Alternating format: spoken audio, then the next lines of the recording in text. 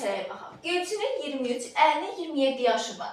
Sabir Əlinin yaşına çatanda Gülçin Sabirin hal-hazırdakı yaşında olacaq. Sabirin neçə yaşı var? Birinci siz bunu özünüz həll edin. Daha sonra mən izahını verim. Ümidvarım videonu dayandırmışsınız.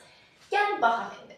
Biz ilk olaraq bir cədvəl qururuq. Mən işimi rahatlaşdırmaq üçün bir cədvəl qururam. İndi, sonra. Çünki hal-hazırda indiki yaş verib, bir də məndən sonraki yaş veribdir. Bizə Gülçin verib, Əli verib, bir də Sabiri veribdir. Deyir ki, Gülçinin 23 yaşı var, Əlinin 27 yaşı var. Bizdə Sabirin yaşını verməyibdir. Ona görə biz Sabiri x götürürük. Daha sonra deyir ki, Sabir Əlinin yaşına çatanda, yəni Sabir Əlinin yaşına, indi hal-hazırdakı yaşına, yəni 27 yaşına çatanda Gülçin Sabirin hal-hazırdakı yaşında olacaq. Yəni Gülçin Sabirin hal-hazırdakı yaşında olacaq. İkiz. İndi biz daha dəqiq baxsaq, görərik ki, burada da eyni il ötür, burada da eyni il ötür. Biz onda eyni ildir, bərabərləşdirə bilərik. Yəni, ikiz çıxılsın 23, yəni sonraki yaşınla, indiki yaşını çıxdıqda il alırıq. Eynən burada da eyni qaydanı tətbiq edəcəyik.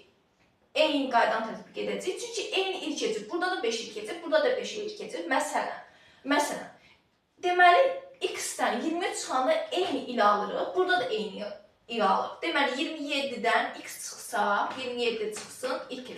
Eyni cavab olur. Ona görə biz bunu bərabərləşdiririk. Gəlin bunu indi çıxaq. X-imizi digər tərəfə keçirək. Çünki mənfidir. Yəni, məhcullar bir tərəfə keçir, məlumlar bir tərəfə. 2x, bura keçəndə müsbət olur, ona görə 2x olur. 2x. Mənfi 23 isə digər tərəfə keçəndə müsbət olur. O da edəcək 50. Deməli, 2x-i də böləcəyik 50-yə. 50 bölünsün 2. X də bərabərdir 25.